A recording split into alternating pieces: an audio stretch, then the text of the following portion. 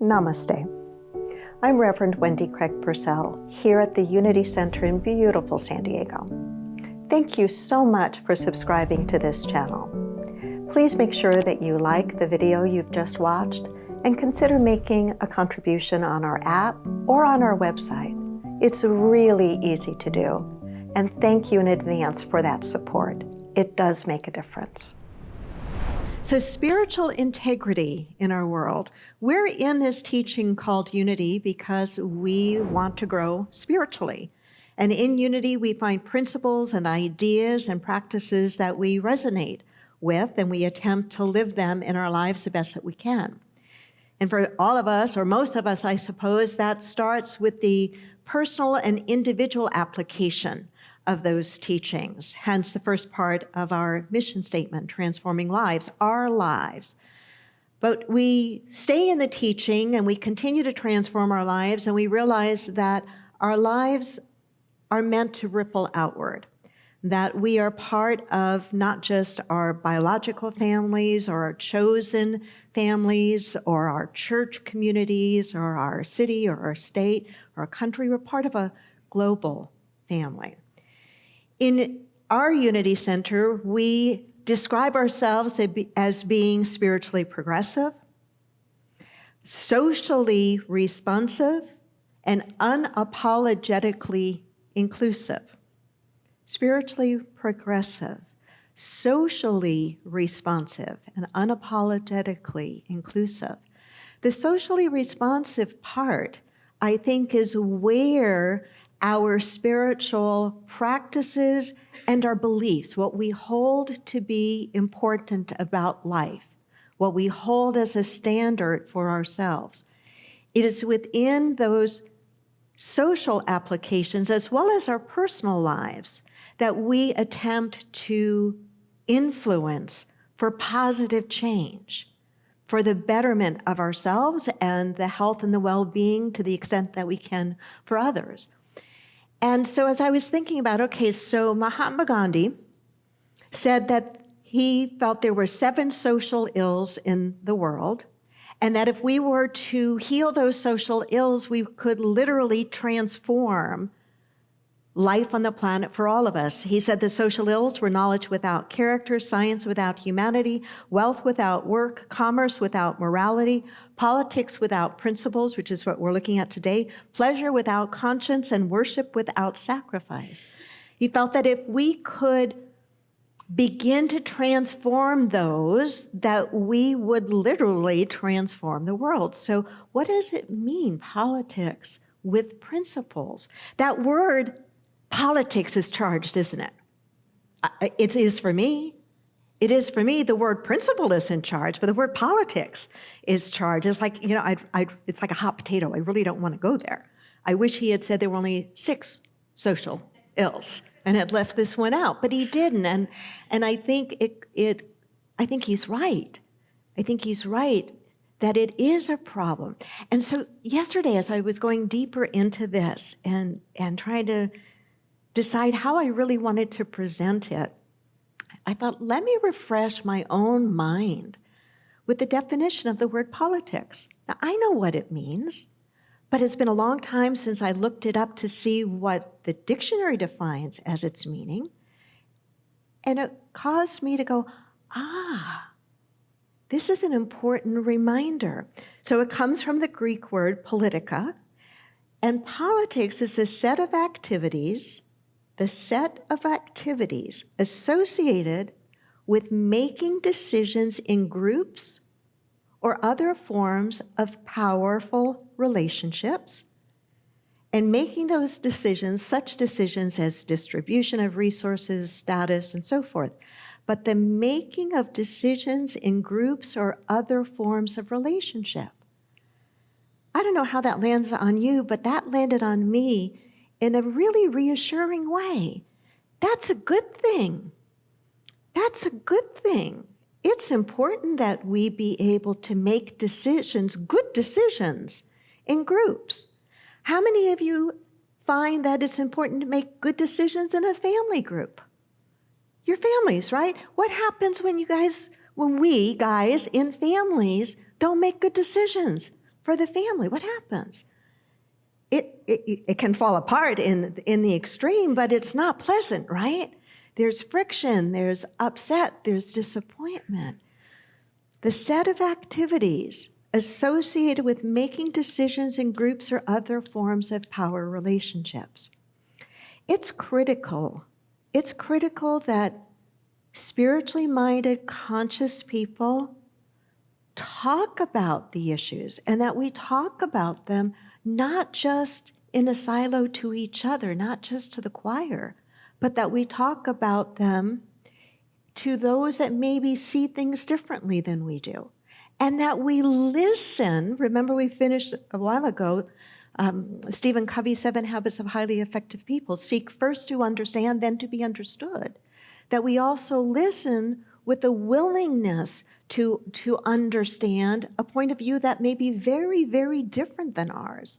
I think it's one of the reasons, especially people who I think are in our teaching, tend to lean very much toward compassion and kindness. We don't want to make waves. We want to try to understand the other. And so sometimes in that, we hold back a bit. And I think that there's a place for us to enter into the conversation. There's a book written by a couple, husband and wife team, that I met in one of our synthesis dialogues that we held many years ago with His Holiness the Dalai Lama. The name of the book is Spiritual Politics, and the authors are Corinne McLaughlin and Gordon Davidson. And I want to read this paragraph to you. They write, politics is the way we live our lives. Just think about that for a moment. Politics is the way we live our lives. It's not just running for office, it's in the way we treat each other. It's in the way we treat each other. How many of you can remember your mom teaching you how to treat your brothers or sisters or your classmates? Raise your hand. Didn't mom teach you? You may have agreed or not agreed. Glenn's got both his hands up, right? You may have agreed or not agreed, but moms, by and large, and dads too, but it's Mother's Day, so I'm focusing on moms. Try to teach us how to get along with each other, right? Right? Whether it's in the family or the larger family. So politics is the way we live our lives. It's not just running for office. It's in the way we treat each other as individuals, as groups, as government. It's the way we treat our environment. It's the way we treat ourselves. Politics has to do with where we shop, what we eat, how we maintain our health. It has to do with the kinds of schools we create, the energy we use, the neighborhood organizations we build, the work we do. Politics involves our way of seeing the world, of developing our consciousness, of awakening our whole selves. It has to do with our attitudes, our values, our innermost dimensions.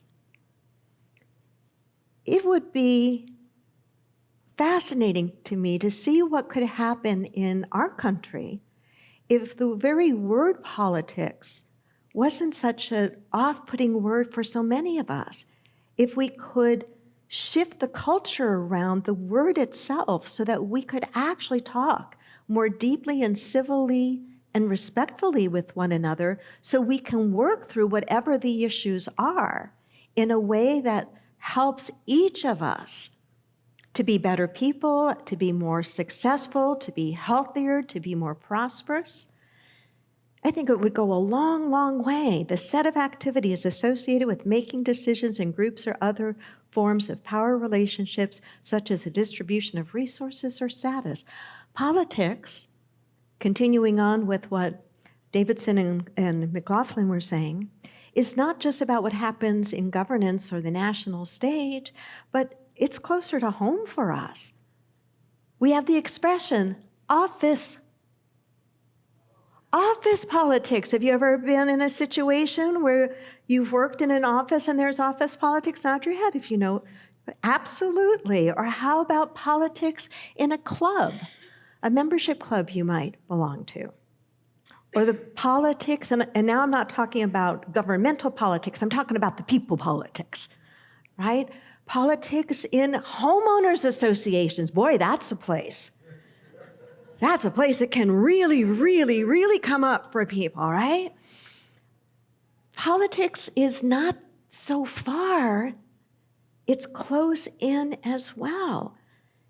It's the dynamics of groups. It's how we group together and then how we work through the issues towards some sort of common good or benefit or greater good. We need to be able to work through organizations and groups and states and countries because there are things that, we know this, there are things that we cannot individually do that we need to do as a group, right? Are you with me or am I? Absolutely. So knowing that there are things that we've got to do together, we've got to find ways to work together better. And to me, that's where our spiritual beliefs and practices have to come in. I think it's to be completely out of integrity to leave our spiritual beliefs and practices outside of our day-to-day living and decision-making. Our spiritual beliefs and practices aren't only for a place like this or time like this on a Sunday morning. I know you know this, but I imagine that each of us can look inside ourselves and say, there may be places that I forget to bring what I know to be true or believe to be true spiritually into the decisions that I make. The decisions I make. When I think of what are some of the values and principles that are important to me spiritually, the qualities, it's qualities like fairness. Did mom not teach you to be fair? Fair on the playground, play by the rules if you're in a game where the rules are important to be understood. Fairness, truth.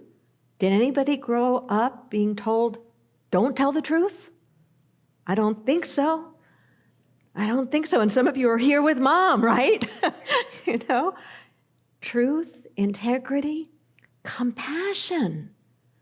What is it that, and I know that there's no such thing as a perfect mom. There's no such thing as a perfect dad. And some of us had and have much better relationships with our mothers. I know that there's the whole gamut there. But by and large, there is a universal recognition that people have toward mothers and motherhood, and that's compassion. That moms want to be there for us, right? Yes? Absolutely.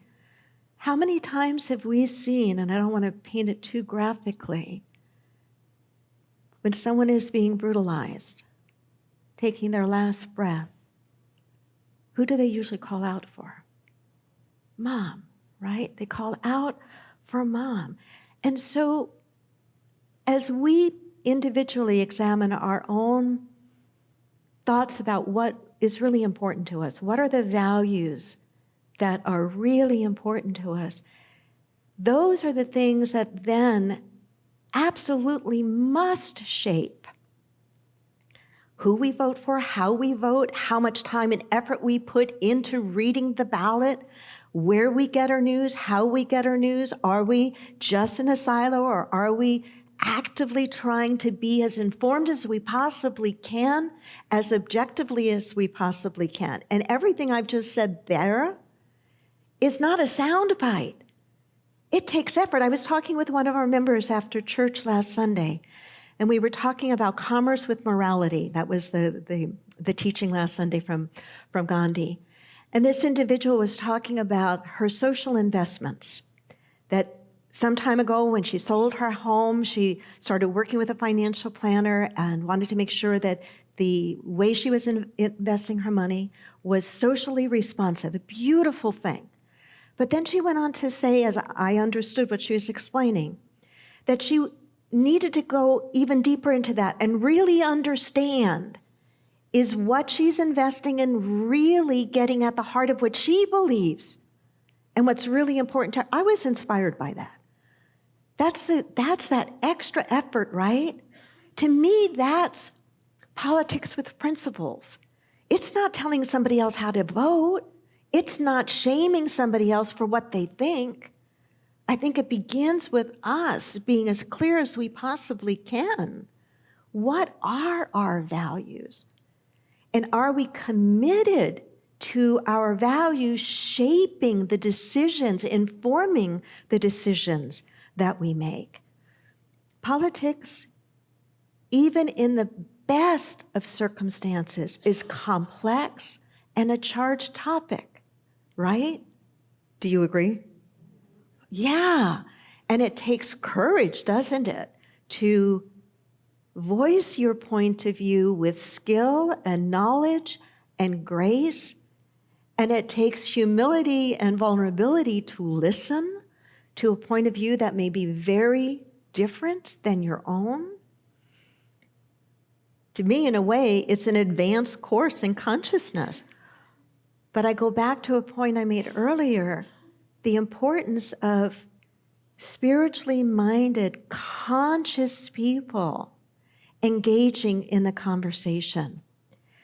The consciousness movement, of which we could say unity and science of mind are very much a part of, the consciousness movement stands for these kinds of qualities of compassion, of recognizing our interconnectedness with each other. You think of the consciousness movement, there's a lot of good coming out of that. Consciousness movement has done a lot to help people become more aware of the interconnectedness of life, of our relationship, not only to one another, but to our world itself, to our planet itself. It's given us ideas and tools and suggested practices to how we can live with a more gentle footprint.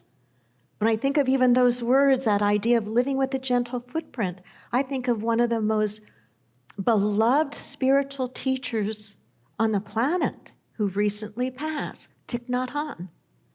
How many times did he teach and emphasize the idea of this walking gently on the planet? One part of many of his teachings. But this is what it is, I think, to bring our principles, your principles, not mine, yours, into how you live your life, into the decisions you make individually, but then the decisions you make as a group, whether that group is your family, or that group is your homeowners association, or that group is your club, or that group is, maybe you're going to run for office. I hope you do. I hope more of people who kind of have this way of thinking do seek out being in places of influence, being in places of power. I want to touch just very quickly upon what I think is evidence of hope for us. Evidence of hope for us. And that is the idea of the evolution of consciousness. You've heard that term before, right? The evolution of consciousness, or conscious of evolution. There is a body of work called spiral dynamics. Raise your hand if you know something about spiral dynamics. If I may be so bold as to suggest a homework assignment, it would be for you to look into, you can Google, get a short article about spiral dynamics, Dr. Don Beck and Dr. Cohen, spiral dynamics. It's a theory of the development of consciousness. Now try to get your mind wrapped around that.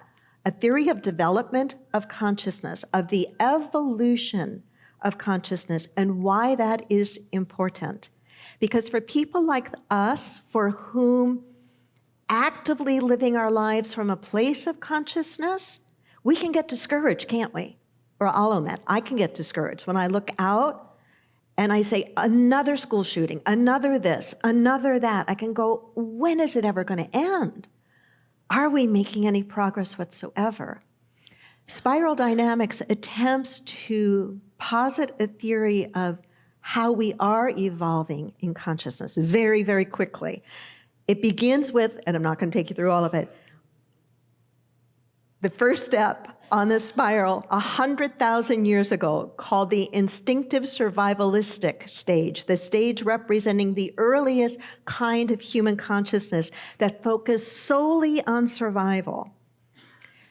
Then 50,000 years ago emerged a higher evolved state of consciousness called tribalistic. They call it tribalistic. At this stage, people formed small groups or tribes based on shared beliefs and rituals, relying a lot on magical thinking. 10,000 years ago, another turn on the spiral of consciousness, an evolution of consciousness characterized by the emphasis on personal power and dominance over others. You can track history along this line as well and see what has happened over the arc of history. 5,000 years ago, another turn on the spiral. The rule-oriented, authoritarian consciousness emerges. And at this stage, individuals begin to see the world only in terms of black and white, right and wrong. A lot of structure, a lot of rigidness. 300 years ago, another turn on the spiral of an evolution of consciousness. Individualistic, achievement-oriented. Stage emphasizes the importance of individual success and achievement, values innovation and competition. 150 years ago, now this is in reach of, our grandparents or our great-grandparents, right? Egalitarian, stage that emphasizes and values cooperation, emphasizes the importance of diversity is just beginning to emerge, social justice, environmentalism. And then there's a second tier that emerges simultaneously according to this theory, 50 years ago and more recently. Non-dualistic stage that represents a shift towards integration and complexity and emphasizes the importance of systems thinking, personal autonomy, and respect for different perspectives. And then more recently, the turquoise, these are all colored as well, global. At this stage, individuals embrace a global and holistic perspective and seek to integrate spirituality and science to create a more sustainable and compassionate world.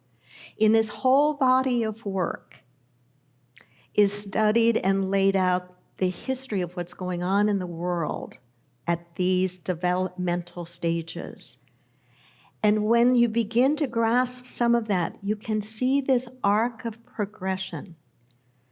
However, these stages are fluid, and what the author suggests in their theory of this evolution of consciousness is that we do still retain those previous iterations of consciousness.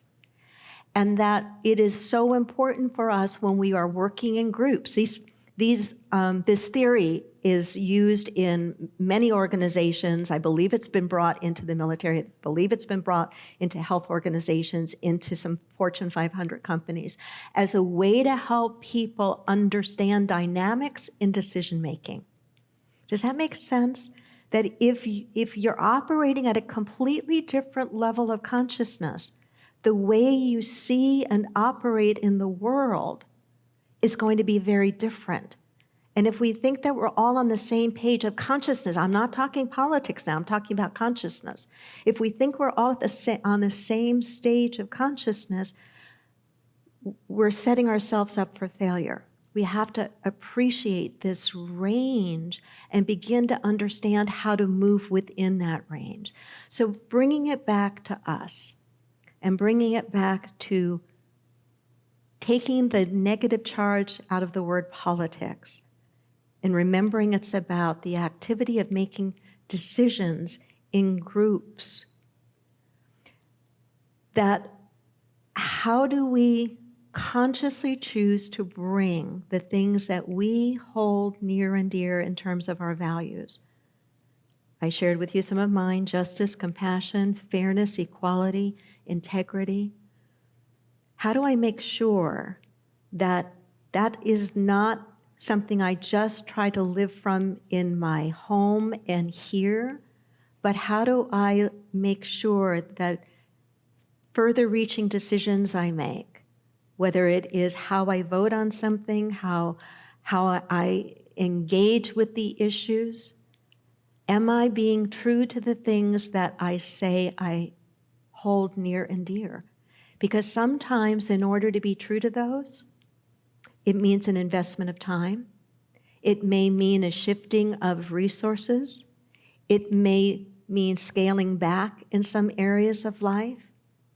It may mean a word that we don't often use in New Thought, but it may mean some sacrifice. And sacrifice for a greater good, sacrifice for others. And to me, in many ways, that's what motherhood is.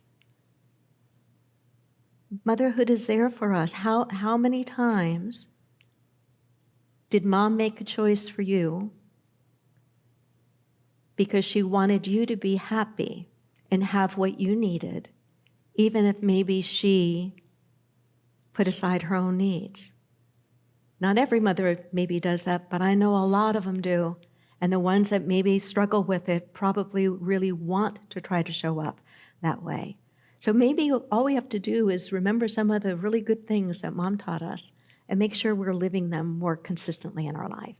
I hope an idea or two has been helpful that I've shared this morning. God bless you. Namaste.